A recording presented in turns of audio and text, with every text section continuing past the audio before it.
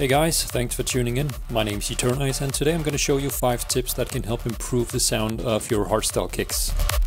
Before we get into the video, I want to quickly suggest you check out my preset and sample packs. Now that you're interested in hardstyle kicks, I think you'll be surprised by the quality of the kick pack. There are also some free ones. Link will be in the description. Alright, so what we're going to discover today is different ways to improve your hardstyle kick. That implies that you've already created a solid base for your kick, but now you're ready to take it a step further. Just for reference, this is what our bass sound like that we're going to be working with today.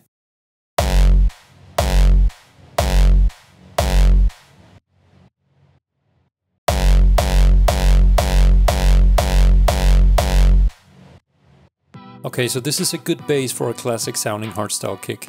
It has a nice tone, it has a nice crunch and a beautiful tail that is rounding off towards the end. But as it is, it sounds kinda boring, so we need to make it more interesting and more complex.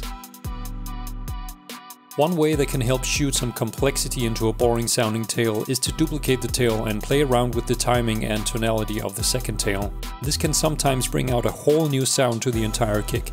Sometimes it completely ruins the kick, but other times the addition of a second tail can really bring out some character, more crunch, better low end, all kinds of good stuff. If you already feel like your kick has a great tonality, but it just needs something else in the higher frequencies, you can high pass the second tail and play with the timing. This can sometimes bring some fuzz or crackle that you wouldn't be able to achieve otherwise.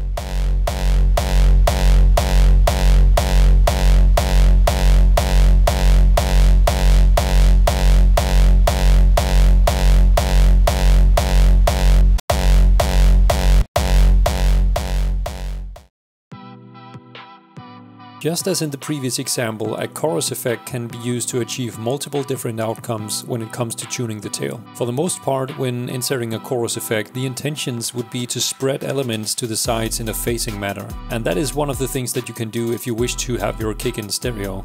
But what I like to do is to mono the kick afterwards, because then what you're left with is different timings of the same tail. And as we learned from the previous example, exactly that, taking the same tail and introducing it with different timings, can transform the kick into something much more interesting. Let's take a listen.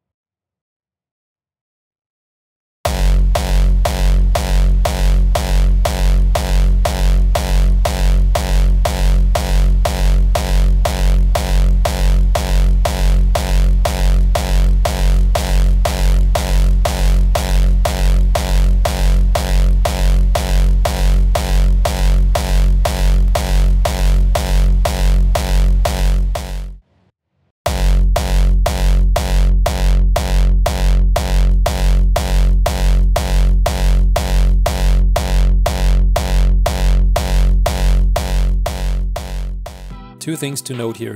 One, always use this as a SYNTH effect or have it at 100% on its own separate layer. Why? Because this way you can control the volume and EQ of the layer and blend it in with the original tail. 2, in this example I'm using Vocal Doppler from Isotope, and it's nothing but a very simple chorus, but it has one key feature, which is that you can lock the variety into being constant. In most chorus effects, you don't have this feature. You can only adjust the speed of the chorus from one side to the other. As always, I encourage you to play around with the different settings, but for the most part I find that the constant setting is working best for this use case. Reverb is one of those things that can just bring more depth and dimension into anything if used correctly. And with hardstyle kicks, it's no different. Now, since we're talking about a kick that can be used in a drop, there are two ways in which we can incorporate reverb. The first option is to use it underneath the tail to really thicken up the entire kick and make it sound big. And the second option is to use it as a reverse type of effect to create some drive leading up to the next kick. Both options are totally viable.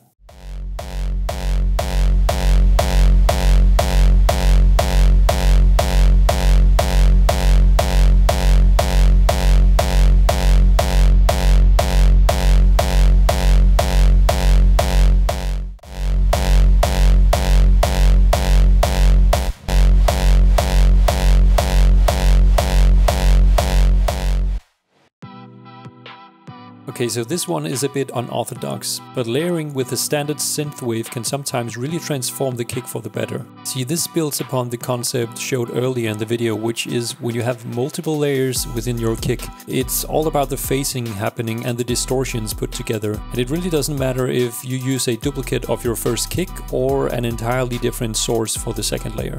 The handy thing about using a synth layer is that you have access to so many different wavetables and you can switch between them really quickly. I find this method to mostly affect the tonality of the low-mid frequencies of the kick, but depending on what you're looking to achieve, you can adjust the EQ to fit your needs. Let's take a listen.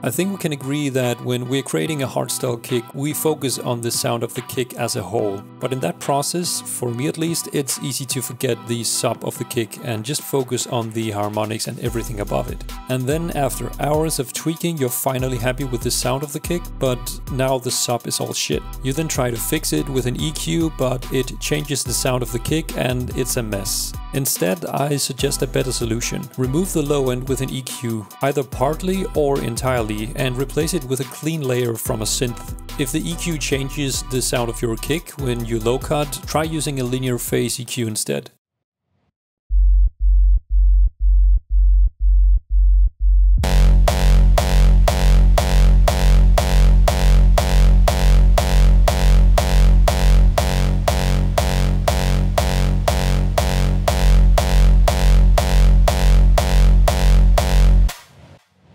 Now you have total control of the sub. If you need more of it, you can simply increase the volume of the synth. You don't have to replace the low end every time. Sometimes the low end is perfectly fine and in key as it is. But if your low end is all wonky with the harmonics going up and down with different timings, I would suggest replacing it for a better result. Before you go, don't forget to check out my preset and sample packs. New content is added all the time and I'm positive you'll find something that will improve your sound. Link in the description. Let me know if you think this video was helpful by commenting your thoughts below. If you want more content and in general just help me out at the same time, go ahead and subscribe. Thanks for watching and I'll see you soon. Bye.